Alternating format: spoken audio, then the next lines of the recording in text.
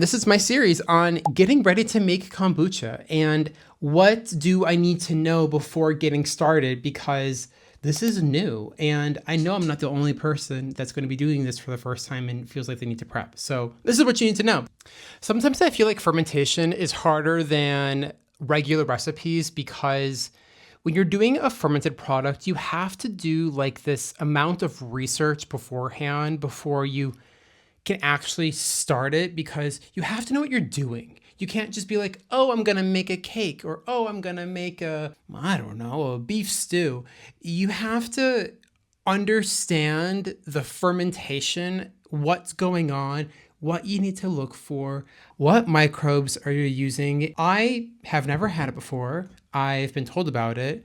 The wonderful people at Craft a Brew reached out to me. Hi, Craft a Brew, thank you so much.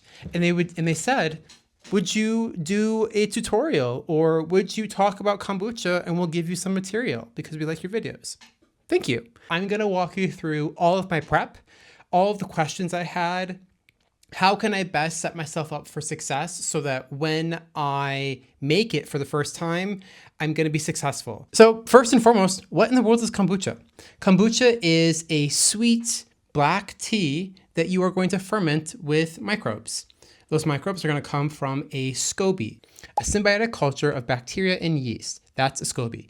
These symbiotic, so the bacteria and yeast that we have, they're going to work together. So one thing that I first noticed is that the concern of mold when you start a new kombucha, and that is so easy. And the only reason why I know how to solve for this is because of my ginger bug stuff. When you make a ginger bug, now stay with me because this is super relevant. You have to take your ginger and your sugar medium and you stir it every single day until you get bubbles. As you are stirring, you are creating this yeast inoculation and you're incorporating bacteria into it. And so it's kind of similar to a kombucha because a ginger bug has yeast and bacteria, but it is more of a spontaneous type of ferment rather than something that you are backslopping or inoculating with a previous batch. And what you can do is, as you make a ginger bug and you stir it every single day, it gets more acid. And so you can use pH strips, take a photo, take a screenshot. You can use pH strips to measure. And you'll watch, as you stir your ginger bug every single day, the pH will go down and down and down. And when you hit a 4.5, 4.2, 4.0, you will have stirred it enough that it is too acidic for mold spores to colonize. In other words, when a sugary solution is not acid enough, mold spores can populate and colonize your ferment. And so when I see someone online and they're having a hard time with mold spores and they're like, is this right? First of all, if it's blue or green, it's not right. That's mold. And the cause of that is that the pH is too high.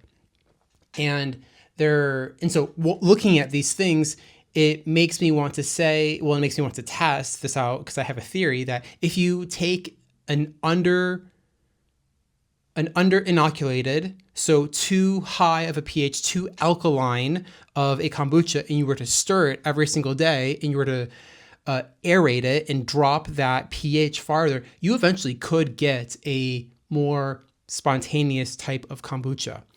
And that would solve for your too high of a pH causing mold in your kombucha.